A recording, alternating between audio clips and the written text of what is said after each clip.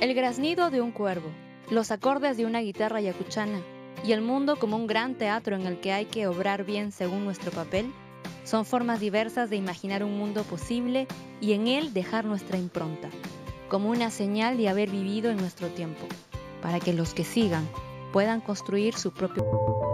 Imagínese conversar con un cuervo al filo de la medianoche, matar a su gato y esconder a su esposa en la pared, o estar involucrado en el macabro asesinato de 2 mujeres.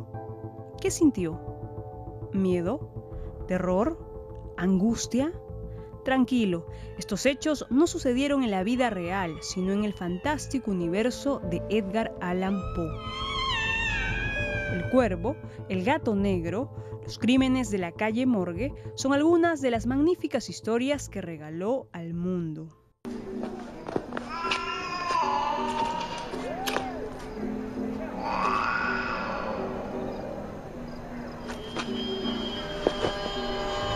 Es uno de los grandes inventores, es uno de los que crean la literatura norteamericana cuando ese país acaba de crearse 50, 60 años antes, en fin, horas más, día menos, ¿no? A mediado, en la primera mitad del siglo XIX, ¿no?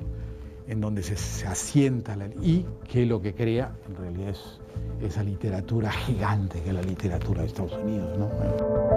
Su vida fue complicada. Nació el 19 de enero de 1809 en Boston. Quedó huérfano de padre y madre a los 2 años de edad. Piense, ¿cómo habría sido la infancia del niño Poe? Dura, sin duda alguna. Fue adoptado por John y Frances Allan, una pareja de esposos dedicados al comercio de tabaco en la ciudad de Virginia. Él no consideraba que la literatura debía basarse en la vida cotidiana, no sería en lo bucólico, no una literatura de la naturaleza ni nada de eso, no. La literatura nace en la mente y es creación de palabras. Y la mejor manera de arreglar palabras me da un cuento, una narración, una novela. Esa era la teoría de él. A pesar del contexto social que atravesaba los Estados Unidos en 1825, Poe encontró un espacio para escribir sus primeros versos. Su mayor influencia fue Lord Byron. 2 grandes influencias están al inicio de Edgar Poe, o Edgar Allan Poe como comúnmente se le llama. Swedenborg, el místico sueco, sus teorías místicas, religiosas, teológicas, en fin, eso en cuanto a la espiritualidad, ¿no? En fin, sería ya entrar en demasiado detalle sobre Poe, dónde es que se le puede encontrar eso, pero hay una influencia de Swedenborg. Y la otra influencia es del romanticismo alemán. Hórrido cuervo vetusto y amenazador, evadido de la ribera nocturna, dime cuál es tu nombre en la ribera de la noche plutónica. Y el cuervo dijo, nunca más. El alcohol y los juegos lo llevaron a ser expulsado de la Universidad de Virginia. Sin el apoyo de sus padres adoptivos, ingresa a una academia militar, pero una vez más es retirado. En estas circunstancias nace su primer libro, Tamerlán y otros poemas. Él es uno de los fundadores, indudablemente es uno de los fundadores de la literatura policíaca, de la literatura de misterio, ¿no? O sea, el detective, ¿no? Dupin es un padre de Sherlock Holmes, de todos ellos, ¿no? Desde Gaston Leroux hasta los de ahora, ¿no?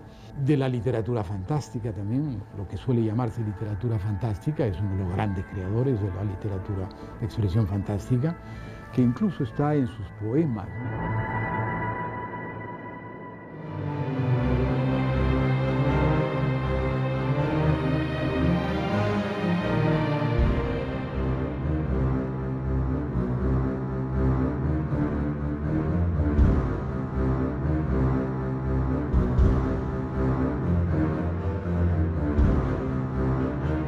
Escribió los cuentos y relatos La caída de la casa Usher, El pozo y el péndulo, El escarabajo de oro, El corazón delator, El gato negro y los de detectives como Los crímenes de la calle Morgue y La carta robada.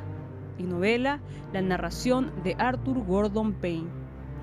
El poema El cuervo, además de los ensayos y críticas, Filosofía de la composición, Eureka, Charles Dickens, Criptografía y más. La miseria y el hambre lo acompañaron por mucho tiempo. En 1830, su carrera literaria levanta vuelo, publica Poemas, libro donde ya muestra un estilo propio. El autor que afirma y reafirma que la forma es todo, dentro de la dicotomía forma-fondo, ¿no? No lo que comúnmente hablamos, la forma y el fondo del asunto, ¿no?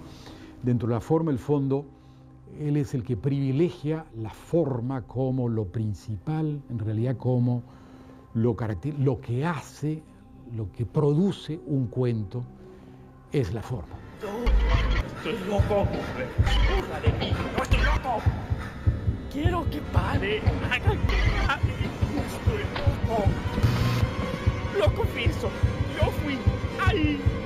He ahí el latido de su horrible corazón. Fue periodista, ejerció el oficio con el objetivo de publicar sus cuentos en los principales diarios locales. Su aspiración, lograr la fama.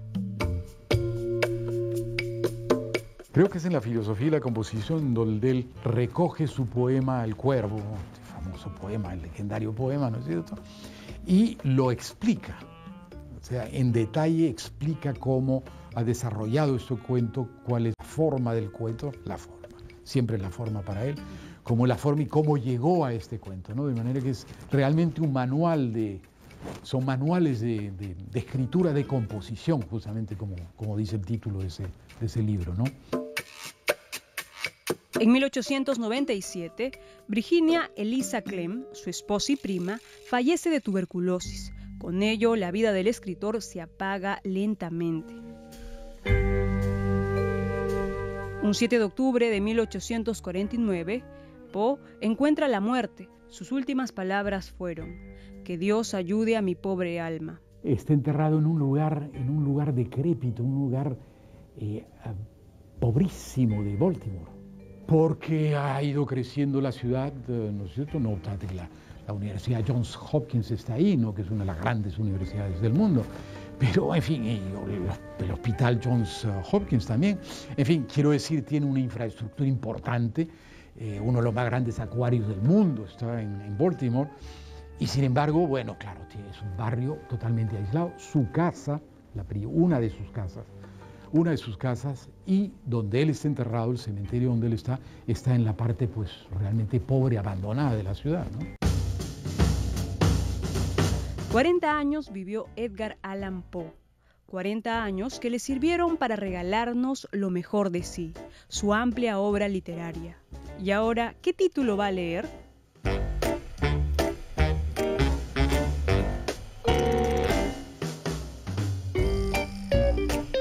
Y eso fue todo por hoy. Muchas gracias por acompañarnos. Nos vemos en el siguiente programa.